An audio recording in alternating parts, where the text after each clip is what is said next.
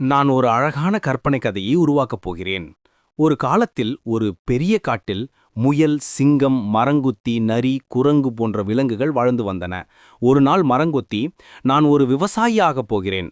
நிலத்தை உழுது பயிரிட்டு நல்ல மகசூலை பெறப்போகிறேன். எனக்கு விவசாயம் செய்ய உதவி செய்ய யாரும் வர வேண்டாம். நான் தனி ஆளாக ஒரு விவசாயி ஆவேன் என்றது. சிங்கமும் நரியும் குரங்கும் முயலும் ஆழமாக சிந்தித்தன. மரங்கொத்தி சரியாக சொல்கிறது. எந்த சூழ்நிலையிலும் பயிர்கள் மலர மழை மிகவும் அவசியம். இந்த முறை மழை வராமல் இருந்தால் என்ன செய்வது என சிங்கம் கவலைப்பட்டது.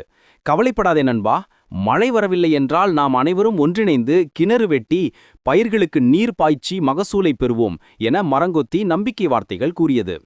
மறுநாள் அதிகாலையில் மரங்கொத்தி தனது விவசாய நிலத்திற்கு புறப்பட்டது மற்றும் தனது வேலையை ஆரம்பித்தது. நிலத்தை பண்படுத்த ஆரம்பித்தது.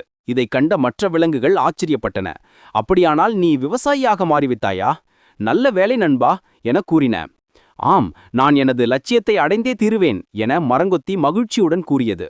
நிலத்தை பண்படுத்தியவுடன் விதைகளை விதைக்க ஆரம்பித்தது. ஒவ்வொரு நாளும் அது மிகுந்த மகிழ்ச்சியுடன் உழைத்தது. சில நாட்களில் மரங்கொத்தி ஆவலுடன் எதிர்பார்த்தது போல மழை வரவில்லை. தனது தோழர்களான சிங்கம், நரி, குரங்கு மற்றும் முயலிடம் உதவி கோரியது. மழை வராததால் பயிர்கள் காய்ந்து போனதை பார்த்து மரங்கொத்தி கவலையடைந்தது. அதன் நண்பர்கள், கவலைப்படாதே, நாங்கள் இருக்கிறோம், நாம் அனைவரும் இணைந்து கிணறு தோண்டி பயிர்களுக்கு நீர் பாய்ச்சலாம் என்று கூறினர். பின்னர் அனைத்து விலங்குகளும் ஒன்றிணைந்து கிணறு வெட்ட ஆரம்பித்தன. அவை அனைவரும் கடுமையாக உழைத்தன. சில நாட்களில் கிணற்றில் தண்ணீர் வந்து விட்டதால் அவை மகிழ்ந்தன. இறுதியாக பயிர்களுக்கு நீர் பாய்ச்சினர்.